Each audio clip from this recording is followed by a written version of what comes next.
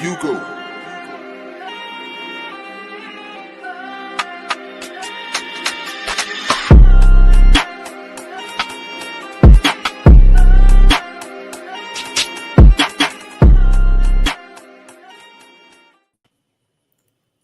Good evening, ladies. Hi. Happy Friday. How's everyone doing this evening? Wonderful. Great. How are you doing, Doc? I'm great. Yeah, that Yeah. sounds good. And what about Coach Tay, dedicated? How you doing, Tay? Yeah. Tay, don't look at us. Keep driving, baby. Right. I'm by the Yeah. lights now, so I'm good. Yeah. But I'm Right. in there, y'all. Right. So, good evening from the experience, the ladies of the experience. Shout out to Miss Communication who could not make it today. She was feeling under the weather, sending you healing vibes. Hope that you get well soon. So as you know, the doc is here, even though she's gone for a second, and so is Coach Tay. So in this moment, I'd like to introduce our experienced family. You've seen her before, and she's back with more gems of knowledge. So, Areinia Adams, please introduce yourself. Hello. First of all, thank you for having me. I truly enjoy spending time with y'all. My name is Areinia Adams. I'm a licensed marriage and family therapist, and I am the CEO and owner of Purpose and Peace Therapeutic Care. I like how that rolled out your mouth. I am the Just roll. Look. I'm repping myself on my shirt. Right. If you can't be your biggest cheerleader, you're not doing. Like, did you pull out the planners? Yes, but yes, I'm very excited to be here just to spend some time with y'all talking about relationships. Okay. So how long, just a few questions about you. How long have you been a family and marriage therapist? I have been, so every time someone asks me this, I have to do like these calculations, but well, I got 2 years, 3 plus 5 plus. That's you could do. Actually, this year is 10 years. This year makes 10 look years at that. I've been licensed. Yeah. And I'm also a clinical supervisor, a double AMFT clinical supervisor. So I supervise upcoming therapists, which I absolutely love. Okay. And so is this something that you've always wanted to do or just kind of tripped over it? Not being funny, but. Well, I believe it is something that I truly was born with this skill. I was a quote unquote therapist, counselor before I even knew I wanted to be a therapist, just with how everybody just comes to me and talks to me about stuff. Right. So, but I've always enjoyed just helping people. And once I realized what I wanted to do, I knew this was for me. So yeah, I can't see myself doing anything else but this. Gotcha. Okay. So today, listen, we just gonna roll me and you. Okay. Yep. Oh, there go Tay. Hey, Tay. Tay was like, no, it is not just you and me. So today we are talking about some of the things that you see, and just warning, Areinia is not sharing any personal information about anyone specifically. She's not violating HIPAA or patient therapist confidentiality. I said it right. Right. She's just going to be talking in general, no one specifically. But we did here at the experience ask a few randoms what did they think that the biggest challenges were in relationships. And just for clarification, we don't just mean intimate or romantic relationships. We also mean any kind of relationship, family, friends, whatever. And so some of the feedback that we got, let me pull out my nice little paper right here. So one person said boredom in relationships. A few people said parenting or too many children or kids is actually what they said. Another group of people said work-life balance. And someone else said sex. Sex is always on somebody's mind. And someone else said communication, which I totally would have said communication too. It is so pivotal for so many areas of our life. So, Yeah, yeah. would you agree with any of those, Areinia? I agree with all of those, but I also feel like all of those lead to deeper issues from my perspective as a. Absolutely. So those are just all, with the exception of communication, because that is one of the top ones anyway. But the other ones, those are just surface issues. And it goes so much deeper than that. So those are the deeper things are kind of what I talk about all the time, because that's all I can see. I'm like, oh, that's just surface. Yeah. Well, what's the problem? Right? What is the issue? You talking about parenting. Okay. You talking about boredom. You talking about work-life balance. All of those go together. Right. So, you know, the whole parenting situation. And when somebody said too many kids, come on. That's the problem. Is it too many kids, or is it like the imbalance of the helping, right? Sound like someone was thinking about sex a lot. That's what it sounds like. You know what I'm saying, right? So I need sex, but hey, you had sex, which is why you got all these kids, but now you want your partner to help out more, and now you're mad, which leads to communication, and then now somebody's sitting home with the kids, which leads to boredom, right? So here we go. Look at you trying to remix all of it. I could just put them all together, but yeah. All right, well, share with us. Take us down the road of your profession, of your career, and how you impact others. What are some of the things that you see, legit interact with your clients? So since you brought up communication, that is one of the ones on my list. So I'll start with that one. I have these written down, but not in any, particular order. But with communication, some of the things that happens is the different communication styles, right? So whether it's your partner or someone in the family, y'all communicate differently, right? So maybe one person is very straightforward. Maybe the other one is subliminal message type person. Or somebody doesn't know how to communicate. They don't know how to express themselves. And or you came out of a relationship where you couldn't express yourself, or you came from a family where you were seen and not heard. You know what I'm saying? So that can really impact how you communicate in any relationship, even with your friends.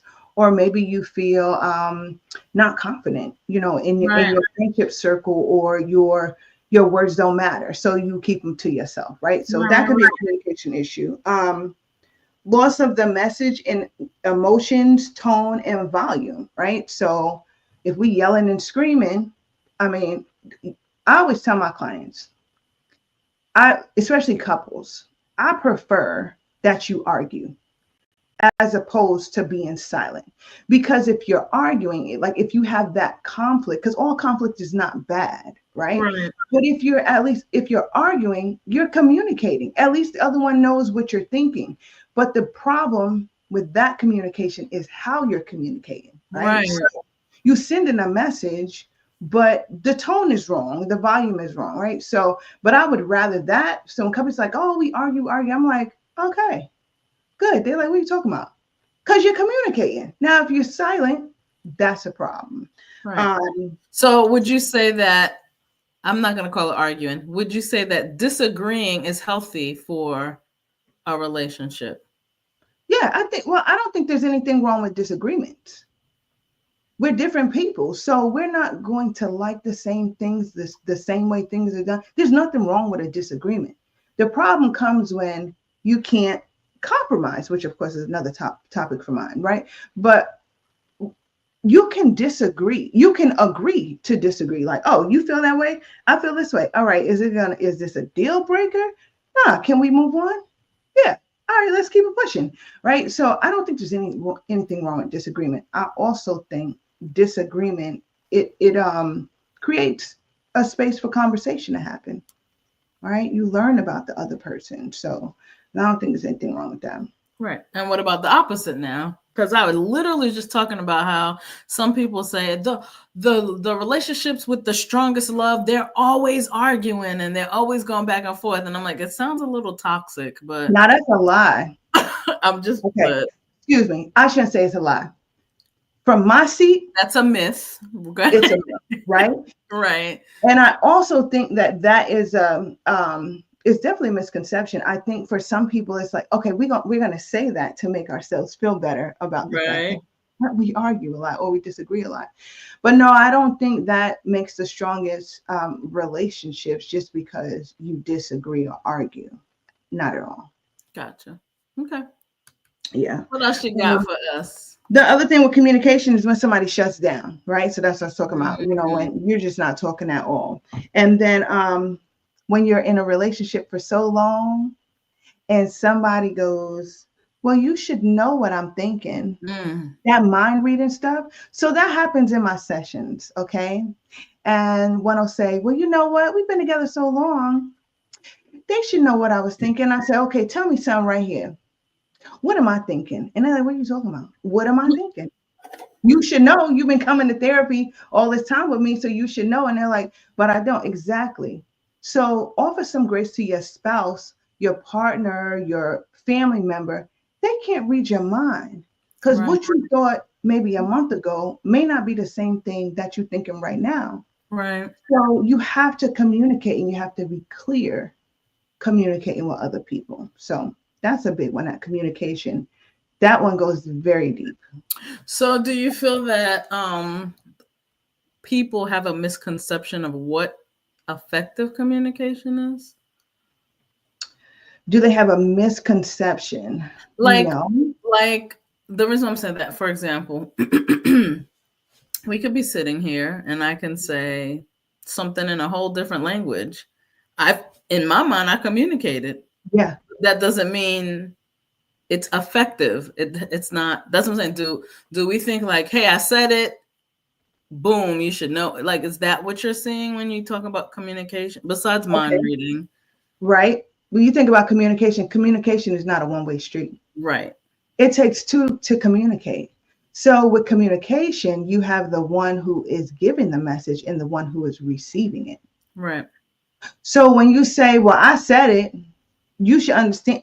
Okay, but where's my piece of where I can say, well, this is what I understand. You know, right. This is what I understood about what, did you mean this when you said this, right? So effective communication is when there's understanding. Right. And whether it's conflict or not, there's resolution, right? So it's a two-way street. It cannot be, if it's one way, that's not communication. That's you telling me what you think, what you're going to do, and right. I'm supposed to sit down and be quiet. So, right. Right.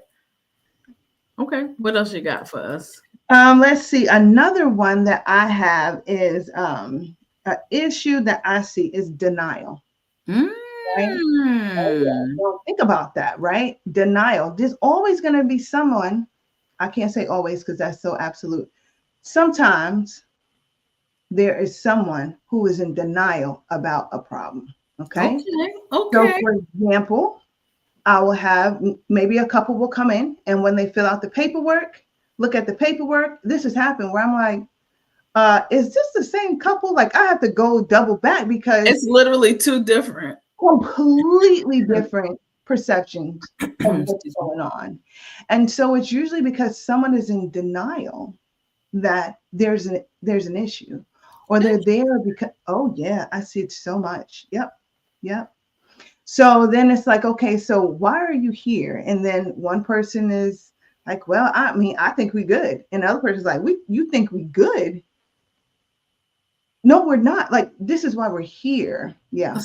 So that would also stem from communication issues, correct? Like, it always comes down to like, wait, so we're in therapy for no issue.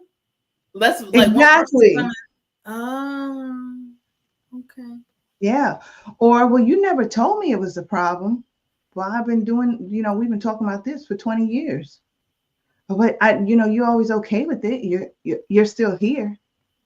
So then it's like, well, it's not a problem, but it's also different perceptions, right? So what's a problem for you to the other person, depending on what family they came from, that's regular.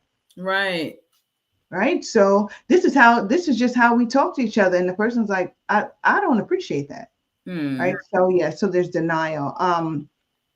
And then like individual issues that someone has in the unit, in the family unit, that or not wanting to do the work, right? So not wanting to, they may even agree that there's a problem, but they don't want to put in the work, to fix it, or to, I can't say fix it, to help make things better.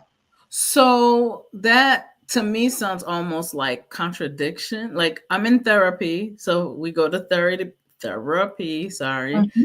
to resolve things, Mm-hmm. but you don't really want to resolve it because it may be too much work. Is that what you're saying? Mm-hmm. Or it's, if I do this work, that means I have to admit that Ah, I'm the problem, or I'm part of the problem, right, right? right, right, right, right, right. So that's another thing I talk about. I'm like, so everybody has something to do with how y'all got here. Right. But then there's times where I will always ask, okay, so whose idea was it to come? Right? And somebody say, well, we talked about it. We agreed we both need to come. Or it's he told me this is the last straw. So ultimatum, like you go, or Ah, okay. I'm filing for divorce. You go, or you got to get out my house. You go, or there's some of that too. So then that Right. So person feels they're forced. like put into the corner almost. Like what's that rock in a Exactly. hard spot? Yes, a rock and a hard place. And they're forced to go. So then they're like, well, how many times I had folks sit up in there with their arms crossed, like, I don't even want to be here. And I'm like, well, why are you here? Oh yeah, I'm here because they told me I had to come. Well, I'm not here to force you. I'm not gonna hold you here. You free to leave whenever you get ready to. Right, And right. I've had one of a couple just, okay, and I bow out and I'm not coming back. Thanks for joining us. Wow. Oh yeah. hmm So yeah, so that's one thing. And of course with that, there's usually like that one. There's somebody who may benefit from controlling through the negative behaviors. So Hmm. it's like, well, I get my way, Gotcha. so it's not a problem for me. It works for me. But anytime there's any kind of individual issues, I always refer all family members to go to individual counseling. And sometimes they don't want to go. And so I'm like, all right. So throughout the process, it will keep coming up. And I'm like, so you need that referral because this issue you keep talking about, you keep bringing up, Mhm. this is an individual issue that is impacting the unit, the family unit. Gotcha. And so when you refer um people to individual counseling, is that because you feel like the group counseling is not going to work unless they work on themselves first? What happens is it not just that it won't work. At some point, you're gonna hit a wall Gotcha. because those individual issues are gonna keep coming up, Mm-hmm. and it's gonna keep impacting the family sessions. So then you're going to start feeling like you're going in a cycle. Well, we going in a circle again, and boom, we hit this wall again. And at that wall is usually that same issue. And I've said to them, like, hey, so this is what you got to do. You got to do that individual work because it's not going to help. You're not going to be able to move forward. Right. Right? So sometimes they go, sometimes they don't. But I pray that, they take me up on the offer. I'm like, hey, whenever, and I always say, whenever you're ready, I got somebody for you. Right. Yeah. Okay. What else you got? This is So so let's see. interesting. Another challenge that I find, this one is specifically when it comes to relationships, family history and behavior patterns. So this is a big one, right? Oh yeah, right. Okay. So somebody might say, well, my parents didn't do that, or this is how my parents were with each other. I love Tyrone. um, or they'll say, my parents weren't like that, and it's like, but this isn't your parents' relationship, so you can't be in this relationship trying to be your parents because you're not them. So Right. that can create an issue. Toxic relationships and family dynamics, right? So say you have a family unit and you have someone who is getting bullied on in the family, right? Right. Everybody's attacking that one person.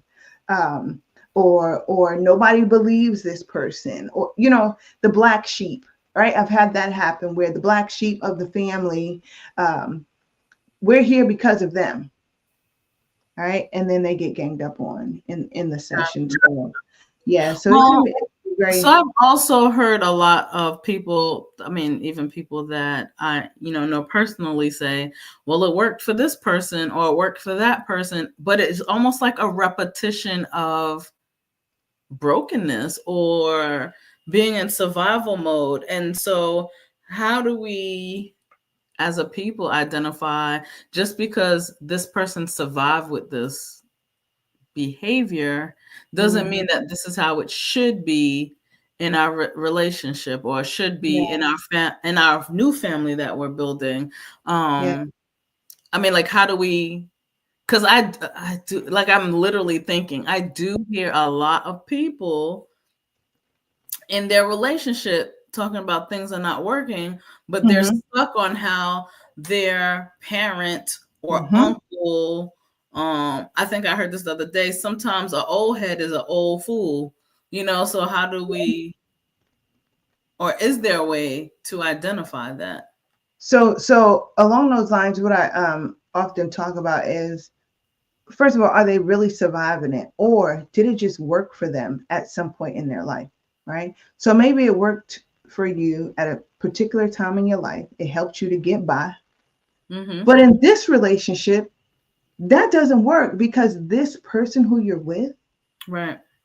is not a part of the toxicity that you came Right. from, where you needed that quote unquote survival mode, right? That person they weren't part of that. And Right. they're not a part of it, right? So it does not work. But at some point in their life, oh, it worked. Whether it got people to get away from them, whether it got them out of situations, through situations, it worked at some point. But now it doesn't, right? So you have to find other ways to function, operate in your relationships. Right. But you have to accept and admit and stop denying that that's a problem. Right. And stop So, calling it survival.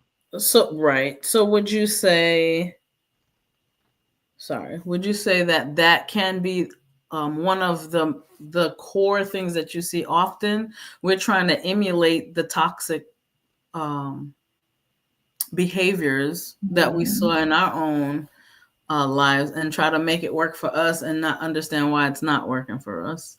Yeah. And the other thing is, if all you saw was toxicity, that's all you know.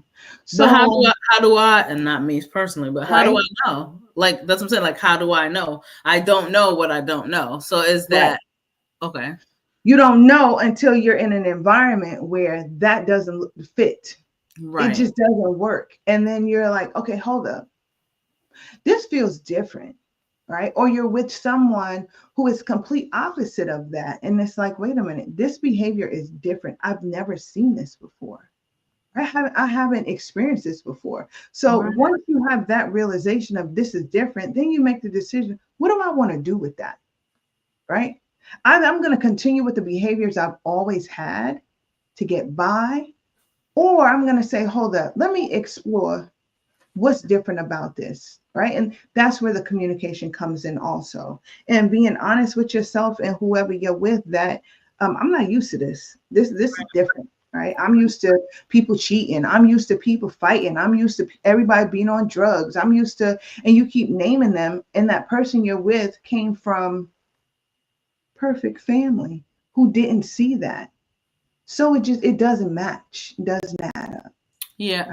And the reason why I say that is in general, just looking out at others, my Mhm. non-therapy eye, a lot of people use that as law, right? Oh yeah. They go, well, they were good and I'm good because it's the standard of where my bar is in life, right? My bar Mhm. might be down here, and I'm trying to aim up here, and it's not until that time I go, well, this worked when Billy Bob and mom got together and they was yelling, Mhm. that meant they loved each other. That's Right. that passion. That's why they was busting each other upside the side of their head. And now Mhm. here you come and you go, don't bust me up the side of my, it's But not. I love you. Why Yeah, wouldn't I? right. I'm busting you upside the side of your head because I love you. That's what my mama used to say when she whooped my Right. behind when she was drunk, Mhm. and that's what I'm saying, like how, and you answered it, but it was just really perspective. You Yeah. don't know what you don't know. I think the reason why I say that is a lot of times what I've heard that it's a person in survival mode. They've learned to be in survival mode, and Yeah. now they're looking at you like, why are you not on board with my One survival? more survival. Yeah. Yeah. Yeah.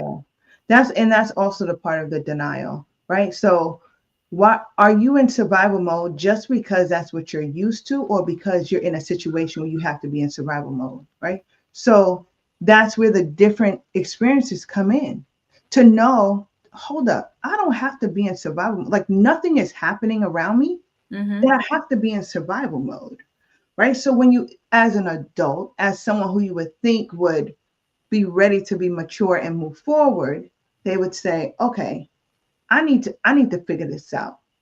I need to figure out why this feels so different and what do I need to do? Because this person I'm with, I actually like them. I actually like that I don't have to beat her upside her head, right? Right, Because, or right, I actually like that she not beating me upside my head, right? Just right. because that was survival mode and that's what you saw, it doesn't mean that you liked it.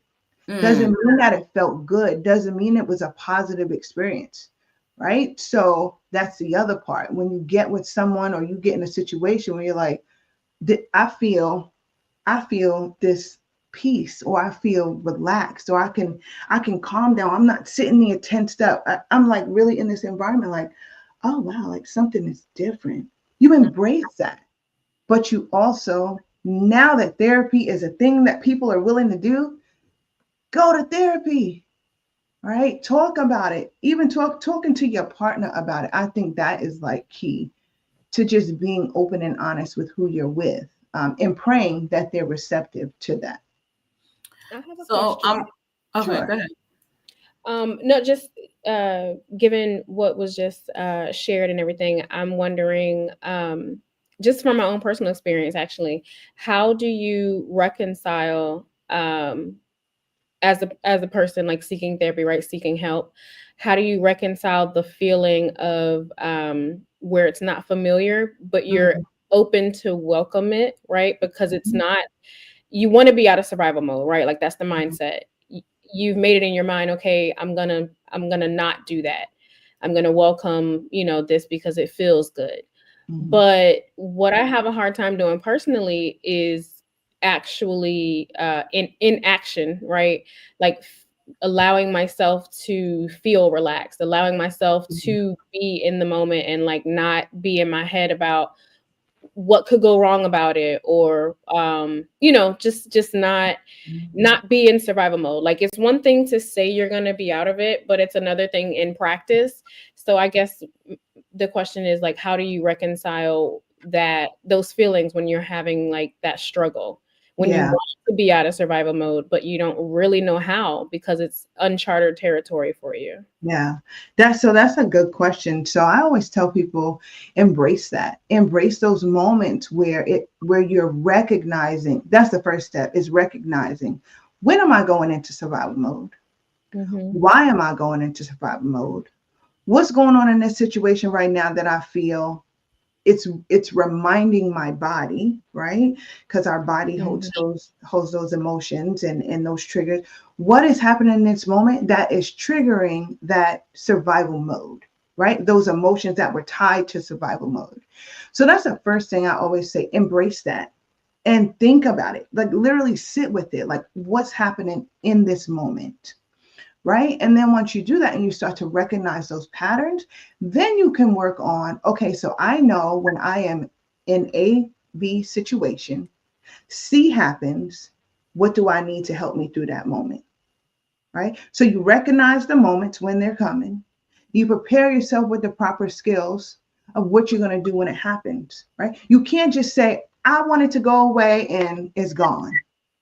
It doesn't work that way because you're constantly going to be in situations that may trigger that same emotion, not the experience, but it will trigger the emotion that was tied to those surviving experiences. So you welcome it in, you sit with it, and you figure out, okay, what do I want to do with this? What will help me in this moment? And then when you start to do that and you make it a pattern, then you're able to change your response to it. Right? So it comes, how am I going to respond to this? When those thoughts come in my mind, what am I going to say back to it? Right? And so that's where you change the behavior patterns within yourself. I hope I answered your question. No, thank you. Yeah, you did. I appreciate that. Yeah, Tay looked like she was processing more than anything else. The wheels are churning. Yes, ma'am. Yeah. So. Yeah. One of the other things that I think is important to mention, one of the things that I wrote down about just these patterns, attachment and abandonment can create huge issues in relationships, right? So, there's 4 different attachment styles. Then you've got the abandonment issues. Do you want to share the attachment style? Because everyone is not aware. Okay. You have anxious attachment, which is that's more of you can be sensitive to criticism. Okay. You have avoidant attachment, which can be like commitment issues. You have disorganized or fearful avoidant, which you feel rejection or a fear of rejection, I should say. And then you have secure attachment, which is someone who can easily regulate their emotions and, they can connect in a different way. And then you have the abandonment, which, of course, we don't have enough time to even talk about that, right? And what that does to a person once you feel abandoned or you've experienced abandonment and how that can impact your relationship. And when you say abandonment and these attachment styles, they all do not have to and probably don't usually stem from like romantic relationships. They can stem from your core or what I call your foundation relationships. Correct? Oh, yeah, that comes from childhood. Right. Okay. That usually stems from childhood. Oh, yeah. Yeah. And then it just goes on and on through life in the relationships. But they will come up in those relationships because one little thing happened. You're like, wait, or now I'm afraid of this relationship because I just had this conversation with someone the other day whose fear of rejection keeps them from even recognizing when they're actually seen. And their biggest thing is, I want to be seen. No one sees me. But the fear of rejection is like, no, I'm going to make sure I'm not seen so that I don't get rejected. It's a cycle. Gotcha. Yeah. Okay. What else you got? You get giving us nuggets today. I'm trying.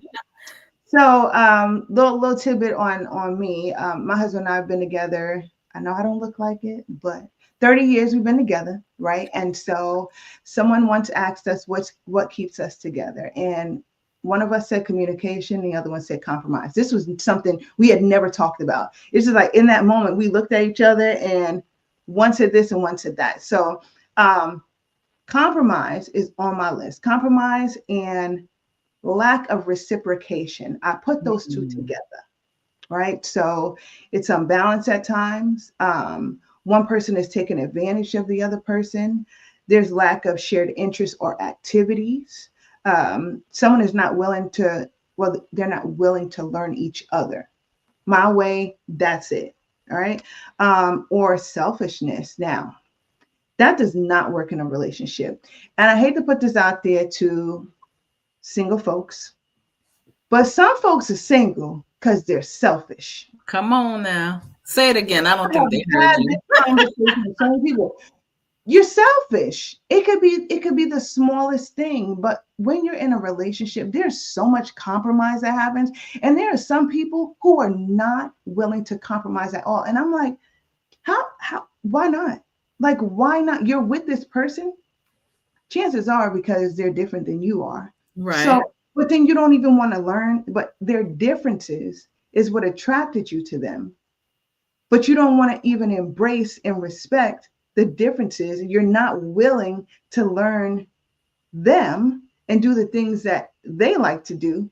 You don't want to compromise. What? Well, What? could the attachment style be a reason for what appears to be selfishness? Meaning, you were talking about someone wants to be seen so much, or Mhm. someone's so afraid of commitment. I think it was. You're saying, I Mhm. apologize, that they stay away. Are you saying that those are not one and the same? It's usually just you're selfish and you don't want to reciprocate. I don't want to say a hard no, that they're not one and the same. I think there are times where they can overlap.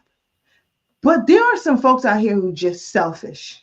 Right. Haven't had any trauma, haven't Okay. had any of these situations. They just selfish. I Yeah. want it my way. That's it. That's like what? Like you want to be alone. I mean, that's just what that is. You want to be by yourself. Just like that.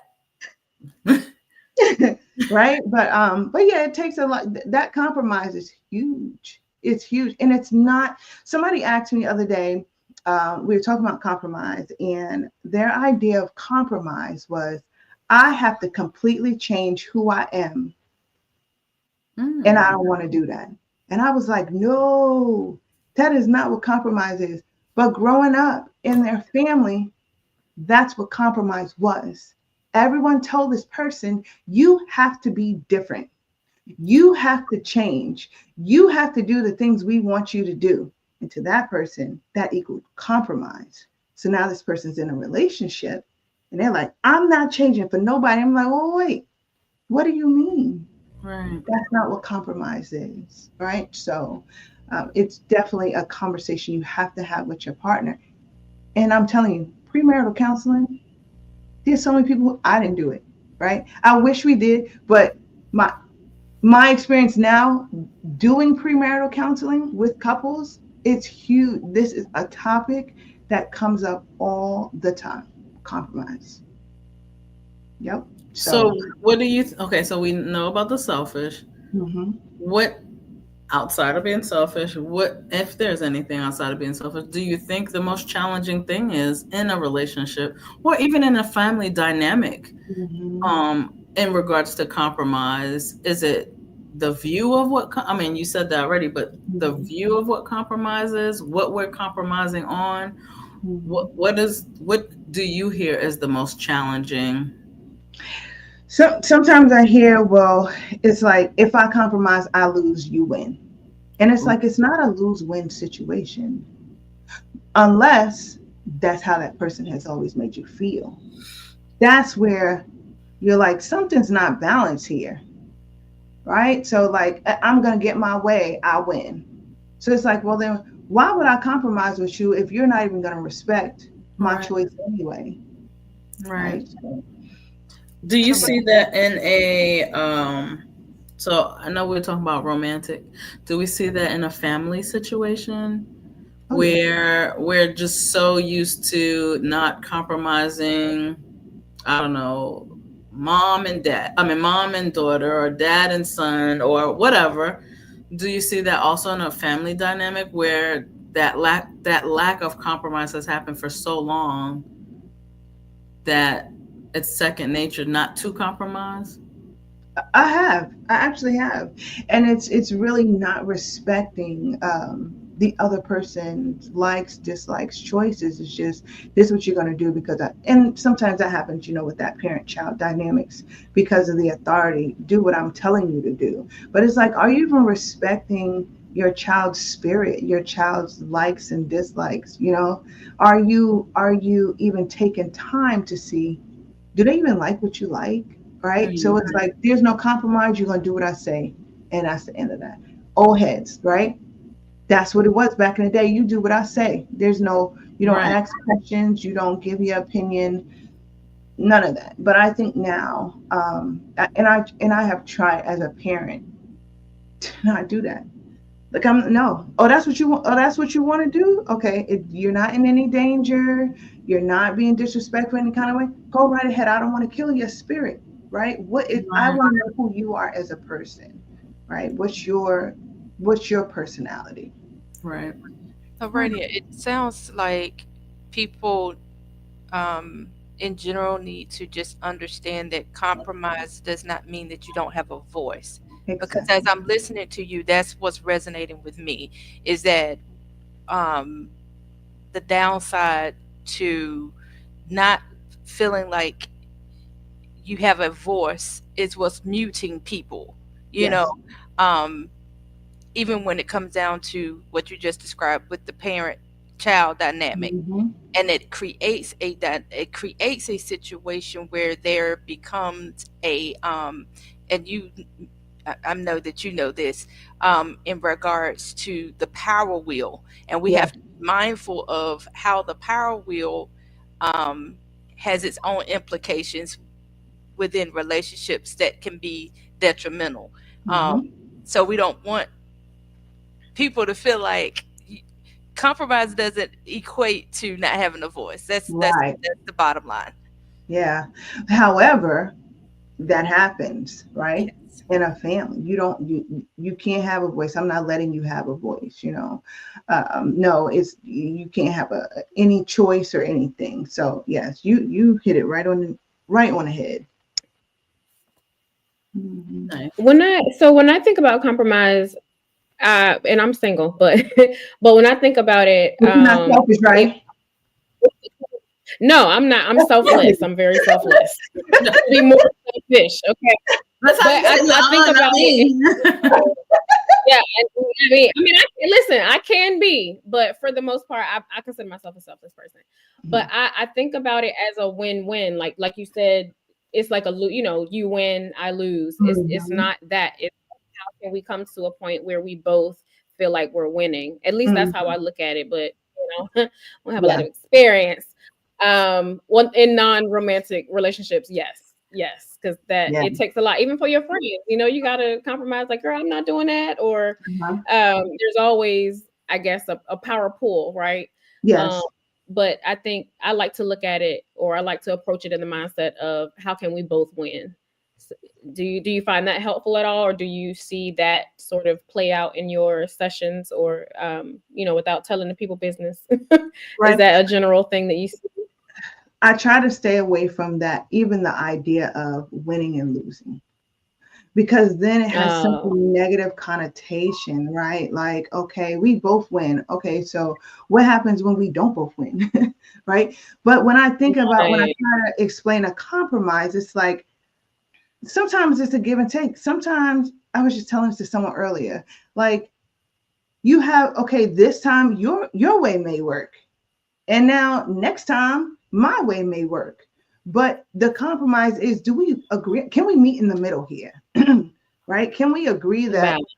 yeah, that Mhm. balance is so important, right? So I try not to do the, good, bad, win, lose. It just doesn't feel good. Nobody wants to be a loser, right? Right, Everybody right. wants No, to be a winner, but then it's like, it shouldn't even be about that. It should be, you know what? I'm willing to explore your way this time. I'm willing. right, And I look at it as, if I explore your way, maybe I'll learn something new from this experience. And I expect you to do the same with me. Right. And then whatever we do next time, okay, fine. Right. But as long as it won't kill us, nobody's in danger. No, right. right. Why is it a big deal? Right. So it should be about learning from each other. Right. So that's how I look at it. I've been compromising for a while. And also, I've learned a lot You of got some different things, experience. right? Experience. And I've learned a lot of different ways to do different things and have the same results. And I'm like, oh, okay, whatever. This time I'll do it your way. And now next time I'm gonna do it my way. Like I don't care. It doesn't Right. even matter, right? Except loading the dishwasher. Now that we can't compromise on that because he's lefty and I'm a righty. So I'm like, your dishes are backwards. Let's turn this around. All right. What else you got for us? That was funny though. Let's see. Oh, okay. So this is a big one too. I think they're all big, but trust issues and past traumas. That can create so many issues in romantic relationships as well as families, because if you got trust issues, it's going to create barriers. Sometimes in a relationship, you will see your partner as the past trauma, right? Who you were with in that trauma. And then you're responding to them with your trauma, which is never healthy. Or you're looking for something bad to happen. You're looking for the shoe to drop. This too good. And I know it's going to be bad. And if it's not bad, I'm going to make something happen, right? Subconsciously, right? Or not. And I think sabotaging the relationship because of that, right? So like creating problems that aren't there out of fear, which can also go back to the attachment and the abandonment and all of that. And not seeing your partner for who they are, right? Which is not fair for your partner because you only see them through the eyes of your trauma. So that's why it's so important to work on those individual issues because your partner is not your trauma. Sometimes that partner becomes your safe haven, your place of peace, exactly what you need, the opposite of your trauma. But if you have not worked on those things, you can't appreciate who that person is for you. So have you seen people actually work on their trauma while still maintaining their relationship with whomever? Plenty times. Oh yeah. Yeah, you doing that individual work, working through that trauma, and being open to talking with your partner about the things that bring that trauma back up, right? So yeah, it's quite successful actually. When they start doing that individual work and they come into my sessions, I'm like, oh my gosh, look at this progress. Yeah. But yeah, it's the working through it, talking about it, and growing with each other and telling your partner what support you need, right? What is the support that you need from your partner? It could be sit with you. It could be check on you. It could be anything, but you have to be clear about what do you need from your partner in those moments when that trauma is coming up on you, right? So if you don't tell your partner, they don't know, and you cannot fault them for something they don't know. Right.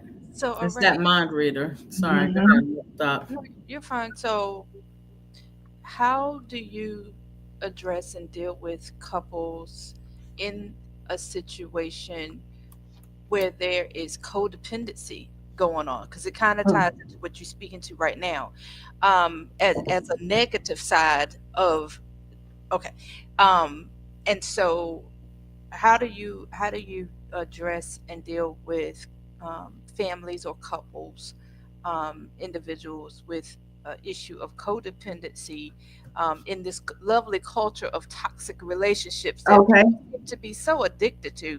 I don't know what that is, but that's a whole other conversation that we're not going to do tonight. No, we're But not gonna do that. we're not going to do that tonight. But all of it ties together as far Mhm. as what we're speaking to.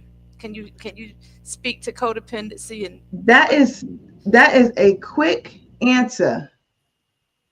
Go to therapy. You have to do the individual work. I'm so serious. You have to do that work because you can't. Okay, if you're in a toxic relationship and you're codependent and you're sitting in the therapy session with the person who you're toxic and codependent with, you're not gonna get nowhere because it's the same. You gotta go do your own work. Stop being in denial.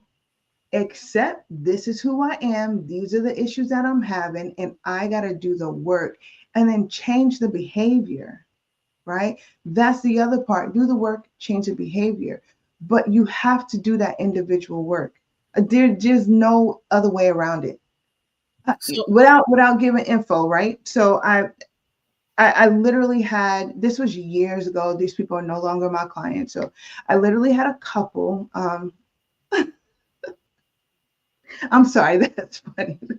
Anyway, I literally had a couple who it was similar, right? Very toxic, very codependent, very much should not have ever, gotten married and all these other things, right? And we did rounds of like they would come and the cycle, right? And we hit this wall, and I'm like, when we hitting this wall again, y'all got to go to individual counseling. right. They wasn't keeping up with it. I said, we have to stop, right? So I paused. their couples therapy. I said, in order for you to continue working with me, I am requiring that you go to individual counseling for this many amount of sessions, for this many amount of months, and I will have and I will. Well, you know what? And I've heard that too. Right? Cardi B might be right, but it depends on who. Okay, I'm not gonna go there. Anyway, so I'm not gonna go there. That's stressful. Yeah, I said that's a rabbit hole. We're not going to go there tonight. And I've heard that too. I've 1,000% heard that too. But it's ridiculous. It doesn't make sense. It's like I know you were going somewhere, but it's a good point, right? Yeah. So I've interacted. I do have some male friends and have seen them dating in the past, and they talk about the excitement and how it's so exciting and good girls are boring, and that must be the person who said boredom in a relationship. That's one of them, but no. But they say that, it keeps you on your toes. It just sounds so tiring to me, but it sounds like they need to find another means of fixing their dopamine. Right. But here's the thing: brothers love a toxic chick, but will brothers love marrying a toxic chick, or they just want to date them? Well, I think that they've gotten that they may not realize that someone in their life has shown them, because that you don't just like it's almost like how people say, people aren't born racist. It's the same thing. Like you don't just wake up going, I want to argue with someone every day because I love it. Nobody does that. But it's fulfilling them. It's fulfilling something for them. Right. But again, you don't want that long term. Right. You don't want that long term. And what you tell me, what man would marry a toxic chick and keep there's some dummies out there. What'd you say? I said there's some dummies out there. Then I was like, "Oop, my bad." Because some people create their own storm and then cry about the rain. So there are people who like that. I think sometimes, and again, this is just from, when I started the conversation, that I know people like that. Some people have a Captain Save 'em complex. So they see the fire, but they want to save the fire. It's an ego-driven maybe approach. But again, that's a rabbit hole we could go down. Right, because if they're just looking at it as entertainment though, right? I know plenty of. First of all, toxicity is not a love language. So I don't know who this is, and I want to be very respectful. That ain't no love language. The person who's writing this is so intelligent, so he must be going on. It's some people's love language. No, it is not. I really think it feeds an insecurity, because if we're always arguing, in my mind, I might believe you're not going anywhere and that you want to go through this with me. I know, and it's back to what I was saying. It's a lot of the makeup sex and da da da da. I don't want to have makeup sex with a fat lip or a headache. You know what I mean? It's just after fighting and beating up each other. That's what I'm saying to you. Yeah. But it happens, and I really think it is an observation that is made somewhere that has told you. This is the definition of passionate love, and well. And okay, so I'm just gonna say this, right? And we appreciate you, viewer. I appreciate all of that. And I will say this: I have to say that my opinion about that in toxic relationships and all that, not only coming from the therapist side, but I'm not drawn to that. Right. I'm not drawn to toxic, and I haven't had toxic in my relationship that I've been in.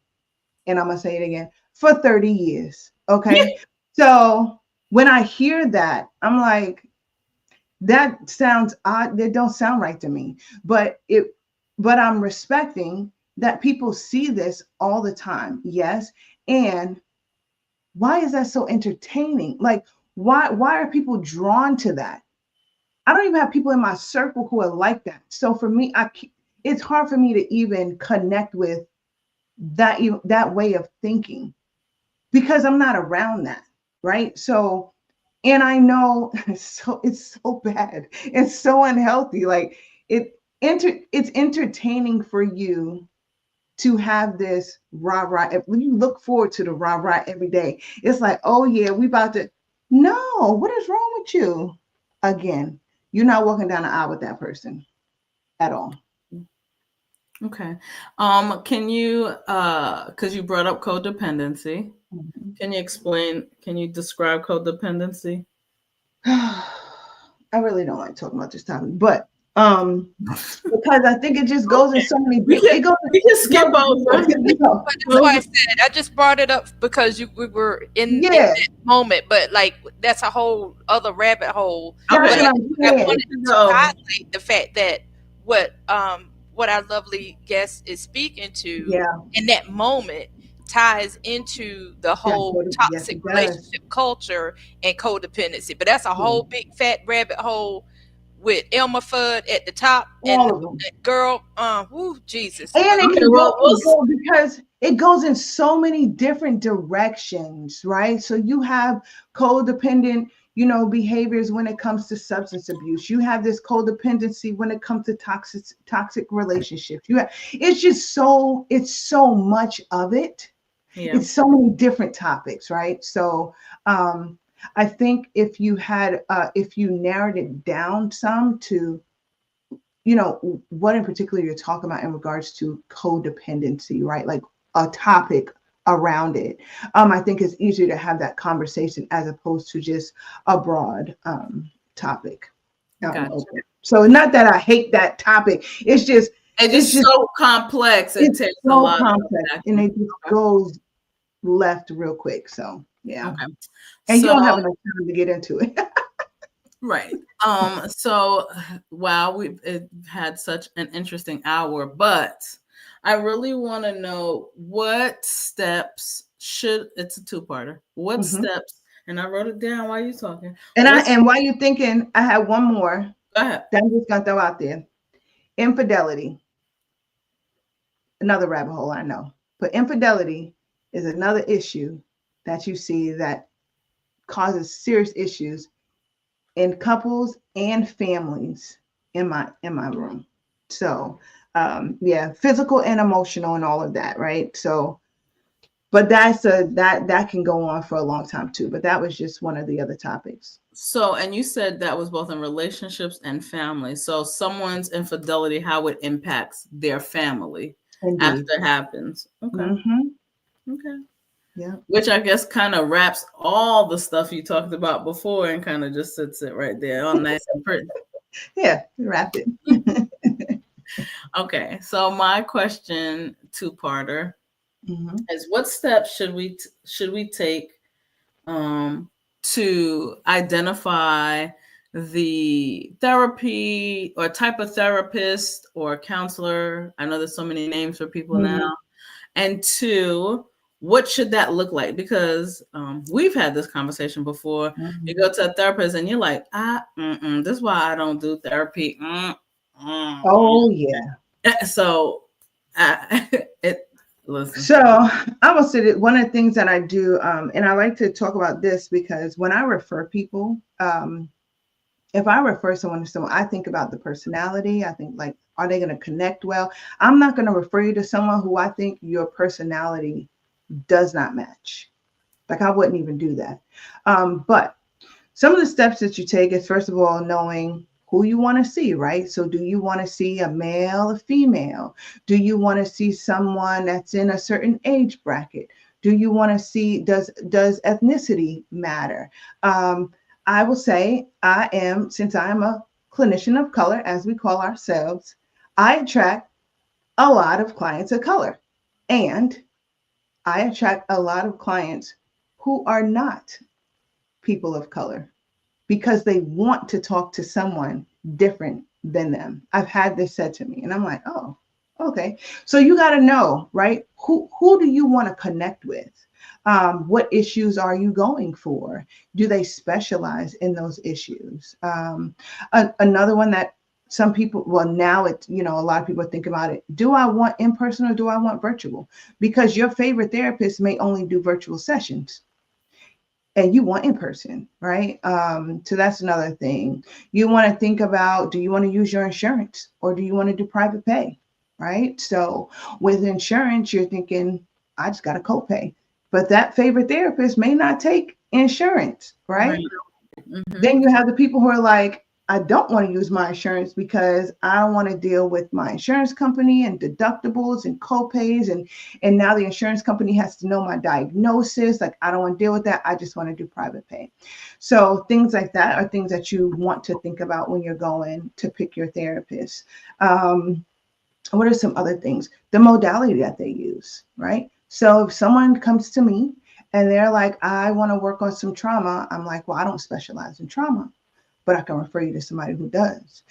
If I try to work on some trauma with you at that deep level, I could do more damage because that is not my specialty, right? So I work with individuals, I work with couples, I work with families, and my main focus right now is women, just women in general, wives, moms, single women, in the age bracket of, I would say, like 30 and up, right? So I have some who are like 27, 28, but that age bracket, just working on, just life, just life, right? Self-identity, different things like that, working on maybe getting back into their career and their goals without feeling guilty, things like that. So just finding that purpose and being free with it.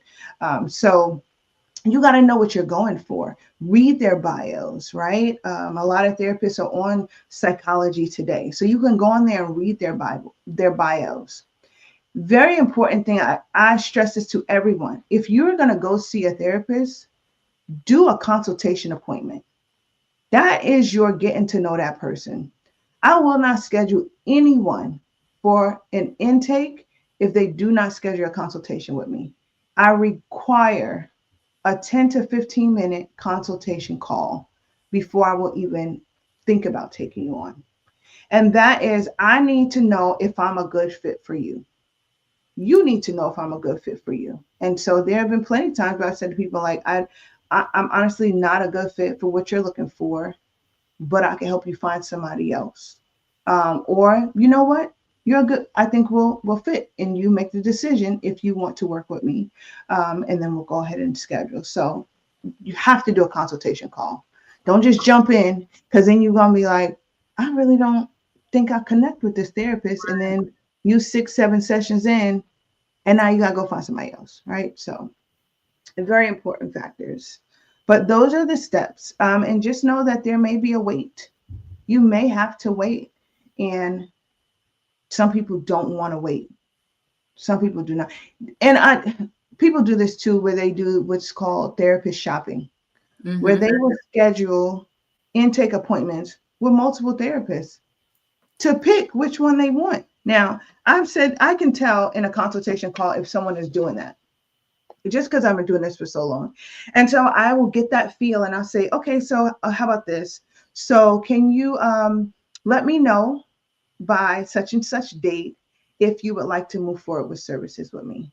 Because I'm not about to go schedule you and then you turn around the day before we're supposed to meet and you're like, oh yeah, so I don't need that appointment because I found somebody else. No, so right. So it's just that, and I'm a very honest person when it comes to these things with clients or potential clients. I'm very upfront, I'm very blunt, and if it doesn't work, it doesn't work. I mean, it doesn't hurt me, right? I'd rather you get with someone who is the best fit for you to do the work that you need to do. Gotcha. Yeah. Okay, this was very good information. Yeah. I'm sure that many of us learned from it, whether we're sitting on this panel with you now or just watching. And It's always a pleasure when you come on. You always leave us with a golden nugget or 2 or 3. Maybe this was like a 10-piece for me. Yeah, the 10 piece and and 5 biscuits. Right. A gallon of tea. I'm gonna do the lemonade. But yeah. But yeah, I will always, you know, whenever you call me, I love y'all's show. I love to watch. I love the topics. I love, you know, the conversation just goes so deep. So I love it. And y'all need to go longer than an hour. Well, you know, we will. We don't want the 8-second rule that happens with humans now paying attention. You know, they all just go to sleep. Well, then that means you got the wrong audience. Well, okay. Listen. Y'all hear what she said? That's because y'all not liking and sharing. That's why. Okay. But we'd love to have you back on. We do have an upcoming show where we're talking about when to cut off family and doing that type of stuff. Why are you laughing? Now I'm laughing. I was going to say, I'm an expert. No, but I wasn't want to say that. No. But it goes with some of the topics that you talked about. So we'd love to have you on to hear your therapeutic and your not so therapeutic aspects of that. So just a heads up on that. But on that same note, to our experienced family, if you've been watching, please like, subscribe, and share. We have lots of topics coming your way. We have our calendar booked for you for all of March. Well, we got one more week in February, but we got February. We got all of March booked for you guys, all of April booked for you guys. And we cannot wait to share these discussions with you, hear your thoughts, see your comments like we had today, which was such a good contribution to this talk today on the panel. So on behalf of the Experience family, we'd like to thank you for joining us. Thank you to Areinia Adams. As you can see, her information is scrolling across the bottom. So you have the opportunity to continue to get her enlightenment in her 10-piece nugget meal. And thank you for joining us tonight. Thank you for having me. Yep. Check out my website and you can actually schedule a consultation straight from my website. It goes straight to a calendar. You pick your time and we talk. Wonderful. Thank you. Thanks for being a part of the experience, where the experience is always good. Have a good night. Bye.